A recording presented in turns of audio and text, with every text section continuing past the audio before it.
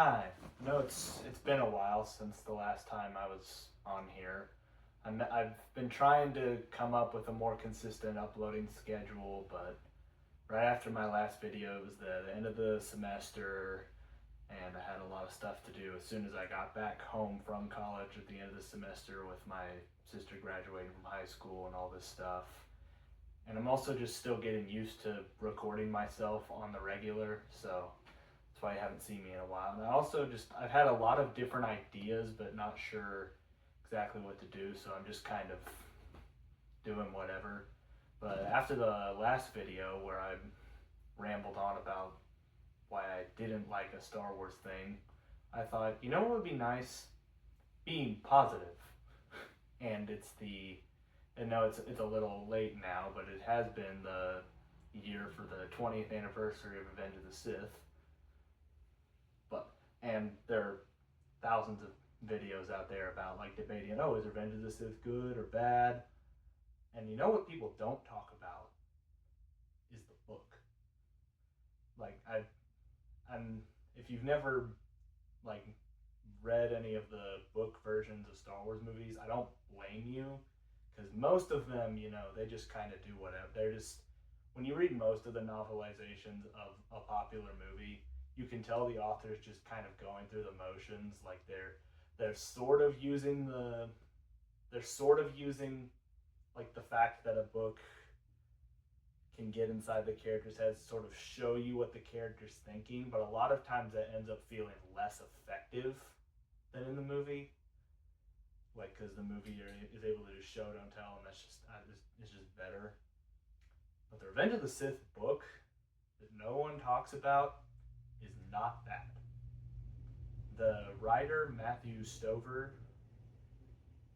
does something that no novelization that I know of has done, and that is, like, okay, so there's some things that aren't as effective just out of the gate. Like, you can't, like, action in Star Wars movies is always going to be better visually, but what he does is he uses prose, and he uses every writing tool he can think of to really dissect each and every character in a way that the movies never could. Because the movies, especially with how dense Revenge of the Sith plot is, you're just going. Like, even with almost 2.5 hours, there's so much stuff to cover that as much as I love Revenge of the Sith, it does sort of feel like there's some things that get kind of rushed through, but he takes the opportunity of, no, this is a book. I am taking the script and I am fleshing it out into a full novel, and he stretches it as much as he can and makes everything worth it.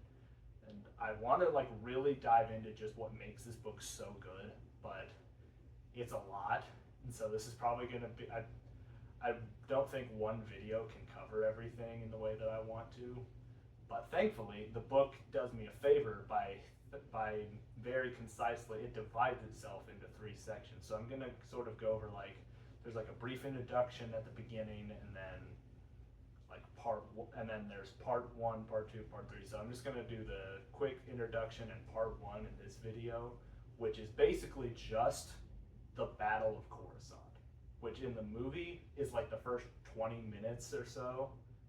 Yeah, he takes the opening couple of scenes, quick space battle, running through Grievous' ship, fighting Dooku for like a minute, and then taking him out, and all of that stuff. And he stretches all of that into 7 chapters. And it, like, you'd think, oh, it's slowing to a crawl, like it's making the story, like, you're going through it super slowly, but he does it for a reason. He wants to really hit you with every ounce of tragedy and drama that the prequels have to offer. So, like, starting with, like, before you even get into the introduction, you know how there's the famous, like, a long time ago in a galaxy far, far away. It has that, but with a twist. It says, a long time ago in a galaxy far, far away. Like, this story happened a long time ago in a galaxy far, far away. It's already over. Nothing can be done to change it. it goes on like this is a story of betrayal and brotherhood and love and war and all this stuff. But like that quick little thing, like what people often, because of all the memes and all of the like the constant like back and forth, like making people have teased the prequels. What a lot of people miss is that the prequels are meant to be a grand tragedy, where the original trilogy was the hero's journey. The prequels are, here's what happens when the hero's journey doesn't work. Matthew Stover gets it, and right off the bat from the first page of this book, he takes that famous thing you've always heard, happened a long time ago in a galaxy far, far away, like mythical, yeah. And he says, yeah, it's already happened. This grand tragedy that you're about to see that destroys an entire galaxy of people, it's over. It happened and you can't stop it. You are about to read it in excruciating detail and watch all of these great heroes fall, and there's nothing you can do about it. And then he gets into the introduction where it describes like there's the Battle of Coruscant before Anakin and Obi-Wan show up. So like he takes the title crawl of like, oh no, the Chancellor's being kidnapped, and he kind of takes a few pages of that, but he makes it like so much more devastating because it's showing it from the perspective of the average person on Coruscant just trying to go about their lives, and this whole invasion comes, and it's like on the outside, if you were just looking down at the battle, not even thinking about it being a battle, all of the like it's almost funny, like it sort of teases how we look at the spectacle of space battles, like, oh yeah, these cool visual effects. It says, yeah, it's cool if you're watching it, but if you're in it, everything is trying to kill you, and it is madness. But then, okay, but we beat them back. The Separatists are retreating. Wait, where's the Chancellor? Wait, where's the head of the government? Oh, what? Oh, they took him. And he's in the hands of who? The Grievous guy. The guy who like butchers Jedi for fun and does the thing with his arms. And like kills his own droids when they mess up. And oh, he's in the hands of that guy. Help?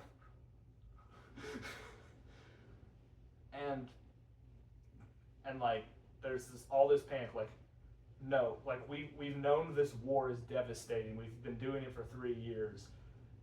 But this is the worst case scenario.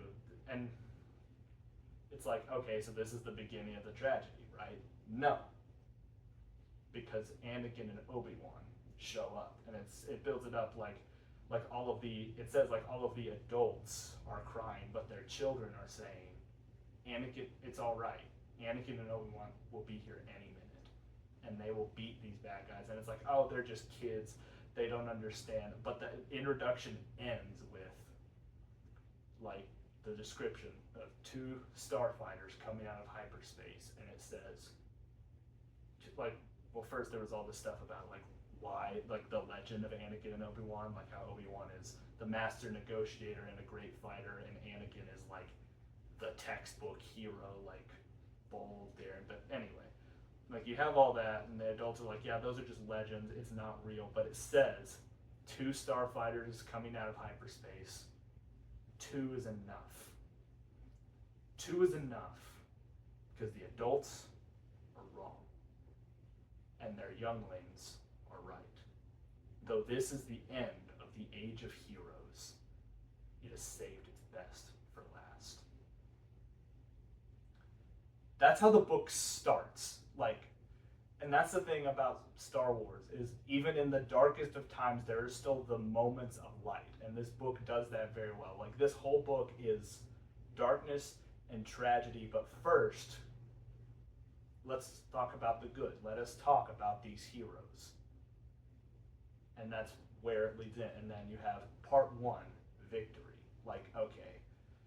Like, you know, you start Revenge of the Sith, and it's, you know, aside from the death of Dooku, which I'll get to, like, when you watch the movie, it starts as like a fun adventure that's sort of like leading you into the later tragedy with like, oh, you know, it's, standard Star Wars fare, and then like as you build into it, like you start to see everything slowly crumble down around you. And this book really runs with that, like from the perspective of Anakin and Obi-Wan, they're just having the time of their lives, and they have no idea just how bad everything's about to get.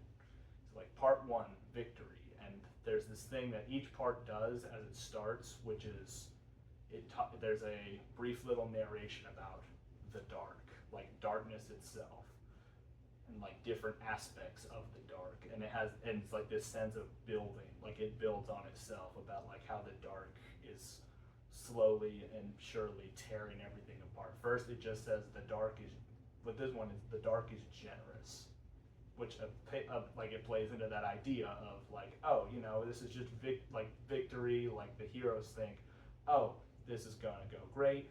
Look, we're about to beat Dooku, we're saving the Chancellor, it's great.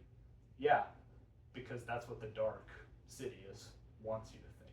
You want to think, oh, this is just a standard battle, we're the good guys, we're gonna win, and that's what he wants you to think. He wants you to think that you've beaten him, but you're playing right into his hands every step of the way. It's brilliant. It's so good. And then you get the opening. Now we finally get into the actual movie, with first chapter just being like Anakin and Obi-Wan in the space battle, which is just a quick little thing. And Matthew Stover says, what if I took that quick little thing and I paused and I did it in slow motion and stretched it out and used it as a perfect way to introduce the characters? Like I pause in the middle of the action and tell you everything you need to know about this character, but just in case you've never consumed any Star Wars media, here you go.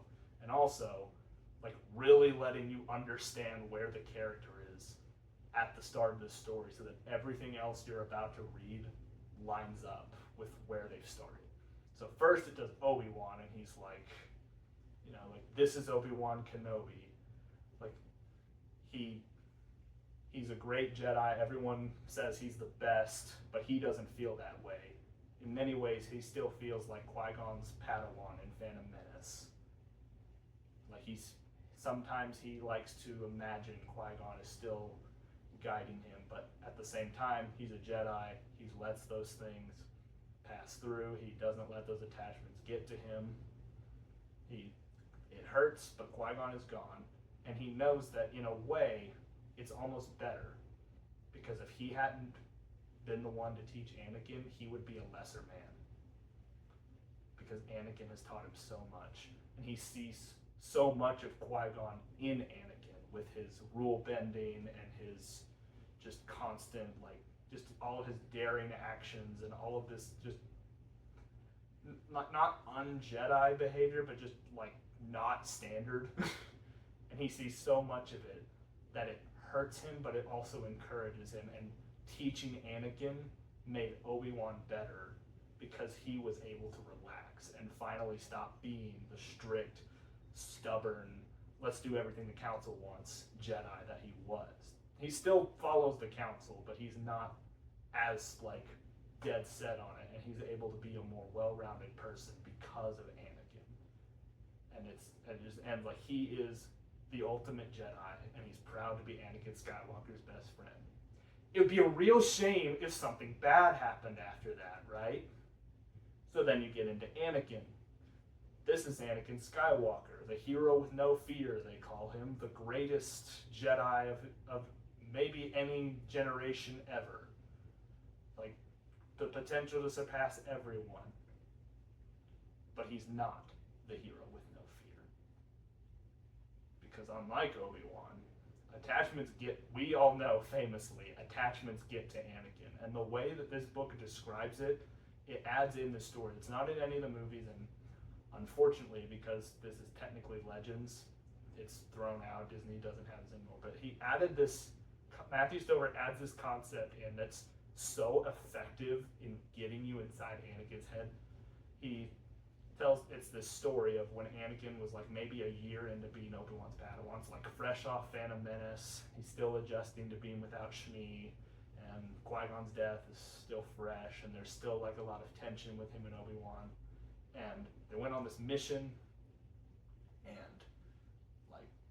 he saw a star burn out and die, and it terrified him because even stars can die, and his fear is personified as like a sort of dragon that eats away at him and whispers into his ear constantly, "All things die, Anakin Skywalker. Even stars burn out." And like it extends that to like when he lost Shmi, like he wants so badly for that to never happen again in Attack of the Clones. Like that fear is what carried him to try and save Shmi, and he couldn't. And it's the fear that like he does not want to lose anyone.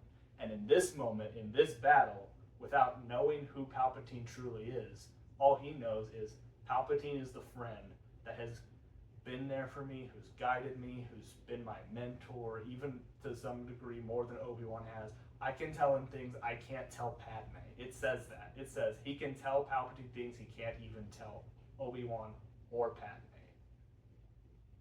And that man's life is on the line, so I am going to save his life no matter what. And it's so good. It makes you feel so much for Anakin, while also you can tell, you can just see it's a train wreck that you know is going to happen, but you can't turn your eyes away from. You know where this is heading, and you can't stop it. Like at the beginning of the book, you can't stop it. And then that's chapter 1, and then like they get into the hangar, and they're out of the starfighters, they're fighting and everything, and it talks about how they are like the children said before, they are the team. They are the ones that the Jedi will always send out, the ones that when they need to win, they send these two out. And they are the team, and they are both certain that they always will be. And then you sob because you know that that's not going to happen. And that, again, all of this is just chapter 1 of 21 chapters. And we haven't even gotten to Dooku yet. So then chapter 2, you get to Dooku, except not quite. Anakin and Obi-Wan are on their way to Dooku, and you get to see Dooku with Palpatine sitting behind him. He's just sort of standing in that spot where he like jumps down from in the fight. He's just with his back to Palpatine, and they're discussing what Dooku thinks is going to happen. And it does the same thing that it did with this is Anakin, this is Obi-Wan, this is Count Dooku.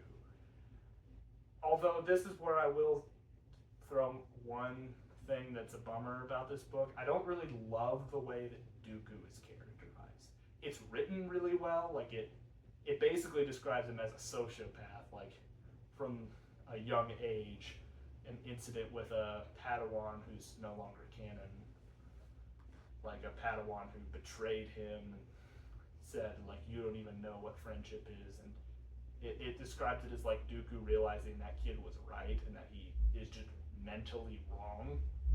Not only is that just not as compelling, but Dooku is, to me, Dooku's more compelling as a fallen Jedi, one who was trying to do the right thing and fell away.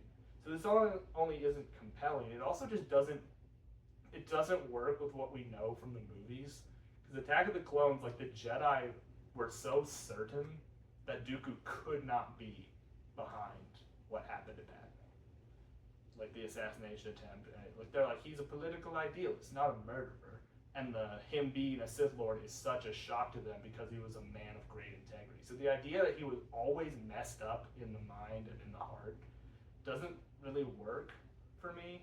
And they also have this thing where he is like super against all non-humans and wants the empire that Sidious is going to build. He wants it to be man only, and like the separatists are set up to be destroyed because they're all the aliens, and he's deliberately set it up that way to bring them all down.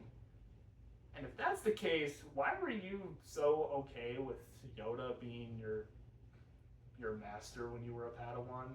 Because Yoda's not a human. Like, I don't know, it doesn't work for me. Like, Sidious is meant to be like the monster, irredeemable. Dooku was always more of a tragic character.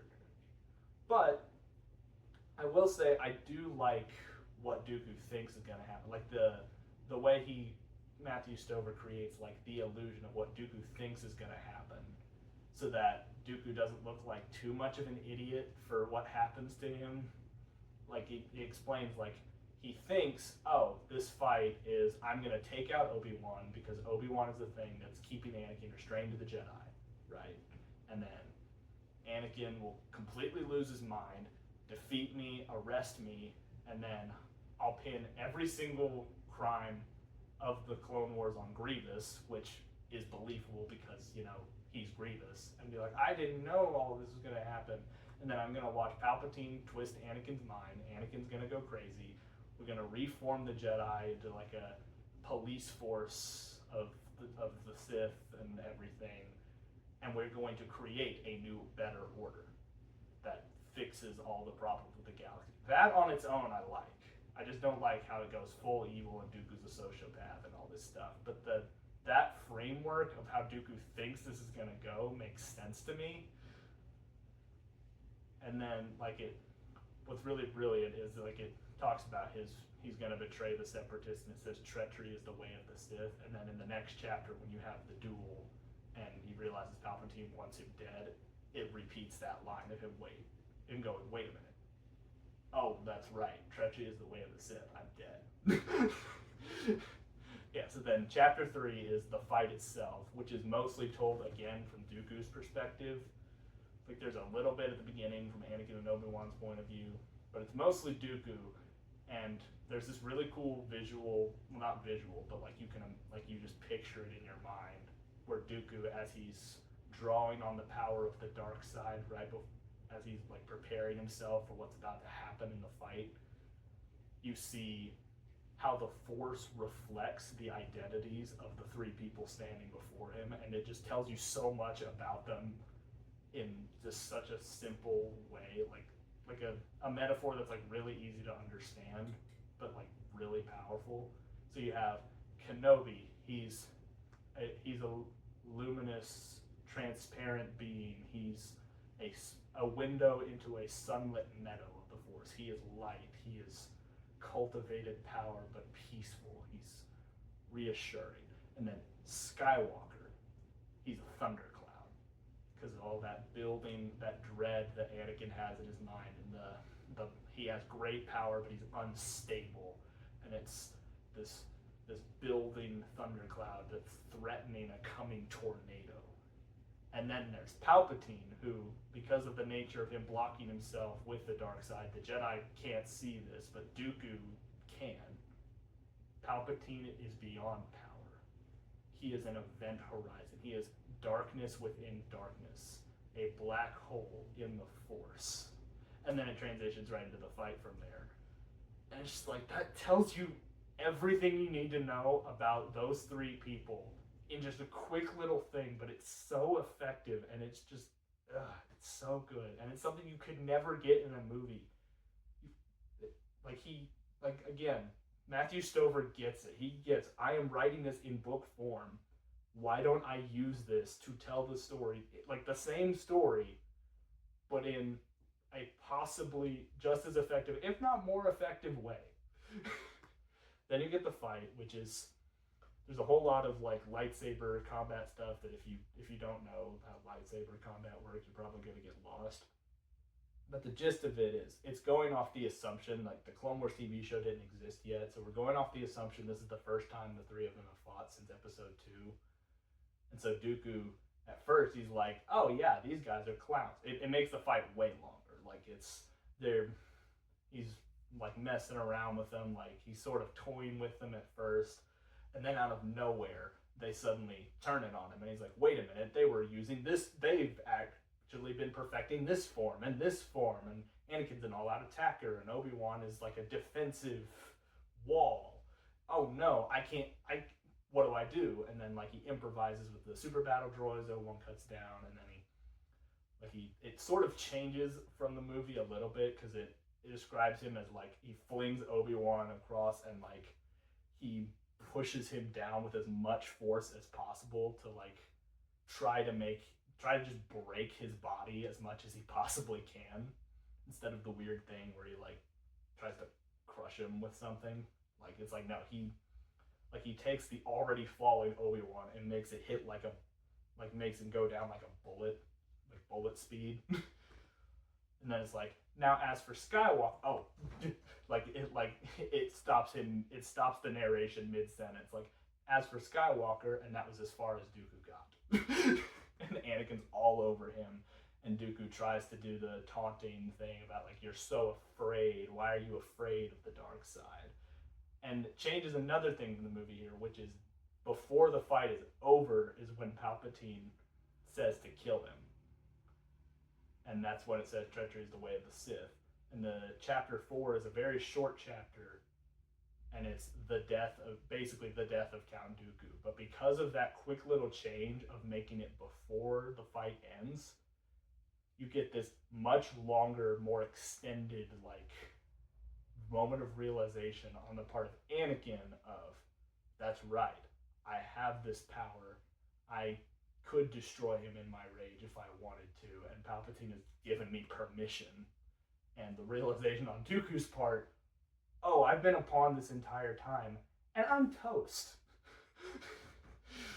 So you have, like on the Anakin side of things, it describes it as every awful thing that he's ever endured is now pushing him forward to do this one thing, to destroy this evil that is at the center of this grand war. It says, like, when Dooku tries to attack him with this thing, and the Watto's fist comes from Anakin's childhood, the fist of the person who used to beat him. Watto's fist comes out and smashes. And when he tries to throw this projectile at him, Shmi's calm, quiet whisper of, I knew you would come for me, Anakin. I love you so much. Smashes it aside. And there's, like, all this talk about stuff that the Legends continuity created, like all this, like, stuff with these different adventures he's been on in the Clone Wars and all these terrible things that have happened. All of them have made him more and more angry and are building him into this moment of rage and fury to just finally take out this one evil person. And then you get Dooku's point of view, where he realizes everything I have done for Sidious, everything my life has been building to, is for nothing. And it says, like, it's all been adding up to this. To be the victim of Anakin Skywalker's first cold-blooded murder. First, but not, he knows, the last. Then the blades crossed at his throat, uncross like scissors. Snip. And all of him becomes nothing at all. And that's Dooku. And then he's just out.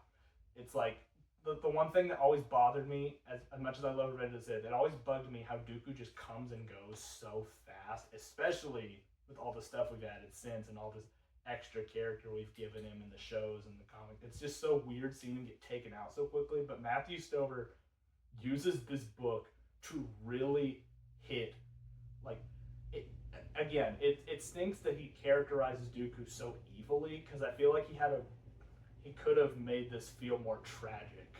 Like, if you had the more sympathetic Dooku with that narration, it would be devastating. But it still hits hard because, again, like, everyone is a pawn in Sidious's game. Everyone has fallen for his trap in some way or another. And Dooku was, like, so smug at this point in the story. He was like, yeah, I know exactly how this is all going to go down. Anakin and Obi-Wan don't know what's coming. I'm so much better. And then all of that goes away, and he's crumbled to the ground, defeated, and he can't do anything. And Anakin just gets him, and it's over. And that's it. He's gone. Moving on. It's devastating. But also, at the same time, Dooku kind of had it coming. So it's interesting. You feel bad, but not.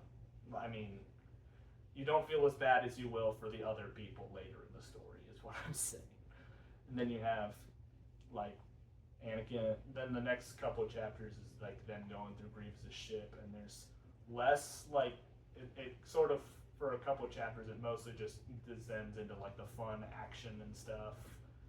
There is the beginning of one thing that becomes a recurring thing with Sidious, where, like, as he's about to get him out of his chair, like the battle, like the light show of lasers goes out for a moment, and Palpatine's face is covered in shadow, and he's now described as the Shadow, which becomes a reoccurring thing throughout the book as his evil continues. Like it makes Palpatine seem less human and more just like the description from Dooku's Force vision earlier, like he is darkness itself. So that's really cool. But then so chapter 5 is about Grievous. There's a little bit of like character stuff with Grievous where it does the this is Obi-Wan, this is Anakin, this is Dooku, this is Grievous, and it's basically just describing how he is more machine now than alien, I guess. He's not a man, he was an alien. It basically like he used to have friends, he used to have dreams, he used to be all of these things, but he's just a machine. He's not designed for emotion. He's not designed to do anything other than kill Jedi. Which on its own, it's not much, but it's when you consider what Grievous is meant to be, he's like a foreshadowing of what Vader is. And you know that that's what this bright young hero who's struggling so hard is about to become. That hurts. And there's also a fun thing where Grievous gets into contact with the Republic fleet, and the head of the Republic fleet is Nita, who's the captain that Vader force chokes in Empire, so that's fun. But then chapter 6 is Obi-Wan, I can't remember if it's I just finished rereading it. I can't remember if it's in chapter 5 or 6 and Obi-Wan finally wakes up, but there's this brief little thing with R2 where it looks like R2's in trouble. Anakin's upset because R2 means so much to him because of Padme and all that. It's fine. It's not as effective as some of the other stuff, but it works. It's like 3PO and R2 as a duo are 3PO came from Anakin's world and R2 kind of came from Padme's world, and so their friendship in a way is sort of like a way of linking Anakin and Padme together at the same time, which is, I guess that's kind of neat. But and then they all get captured, like in the movie. Like the ray shield comes down, and Obi-Wan actually provides a better explanation than the movie. The movie is just like, we're smarter than this. How did this happen? He's like, wait a minute, it's the dark side. Something's still clouding our vision. I thought getting rid of Dooku would, but all of our decision making is still leading us into basic traps we should have seen coming. And it's again, it's that building dread of, wait, where is this darkness coming from? We just took out the head of the Separatists, and we're about to fight Grievous and maybe take him out, but this darkness isn't going, wait, what's going on? But Anakin's like, it's nothing. And then the second to last chapter of this section ends with, this is how it feels to be Anakin Skywalker for now. And each section has one of these things where this is how it feels to be Anakin Skywalker. And it puts you in his point of view in second person narration, which I never see books use second person narration because it's so hard to pull off, but it's done so well here.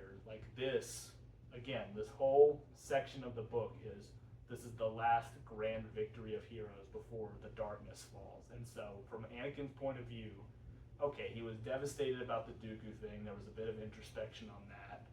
He was like, I shouldn't have done that, but now it's that's past. I'll work on it.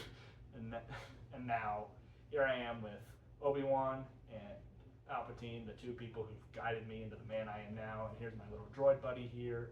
Dooku's dead, it's past us, and now Grievous is ahead. We're about to win this war, we're going to bring him to justice. It's going to be great. Yeah, that's how it feels to be Anakin Skywalker. For now. And then you get chapter 7, which is the confrontation with Grievous, which opens with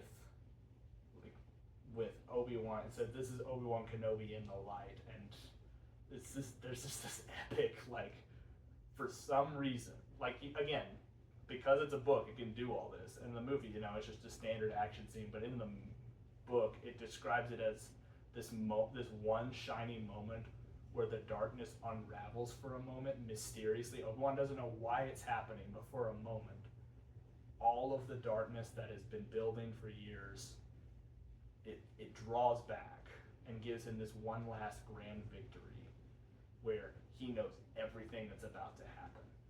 He is not just Obi-Wan Kenobi. He feels the Force in everything around him, like it binds the galaxy together, blah, blah, blah.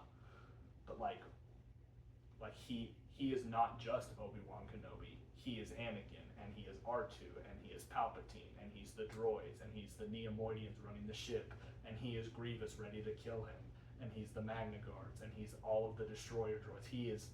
He is Obi-Wan Kenobi, but in the Force, he feels the identity of all of these things around him. And this is his one shining moment, one last glorious moment where everything makes sense, and the battle will start when it starts, and it will end when it ends. And he is passive. He is a Jedi. He will just submit to the will of the Force and let it guide him to whatever happens next. And it's so good, and it's such a quick little thing, and when it almost makes you, even though knowing everything terrible that's going to happen, it gives you a sense of relief for a moment, this sense of calm before the storm of, okay, here's one last day where Obi-Wan is happy. And then it plays out like it does in the movie, basically, and Grievous gets away, and Anakin grabs the ship and is about to fly it down, and it emphasizes there's no way Anakin should be able to land this ship. It's actually impossible. It's halfway, it broke in half, it's burning to a crisp, and it's coming down into a planet's atmosphere at ridiculously high speeds. There's no way he should be able to land this, and it cuts to Nita again, and he's praying to the Force that it would be merciful to them and make their death a quick death. And then but then it cuts to Anakin, and he's just no, I'm gonna land this. Because of that, he is not gonna let that dragon weigh him down. He is not letting that fear get to him. He's no, I'm gonna land this thing. It doesn't matter what people think is possible. I'm the chosen one. I am the most powerful Jedi ever, and I am the greatest pilot maybe to ever exist ever. I'm gonna land this ship, and you're gonna deal with it. And that's where part 1 ends. Join me next time as we get into,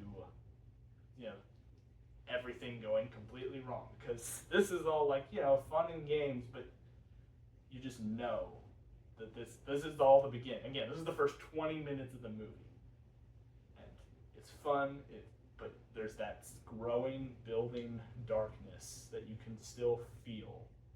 And you know that, again, it's already started. And it's already ended, and you can't do anything about it. Enjoy this moment where the heroes have their victory, because you're not going to be seeing that for the rest of this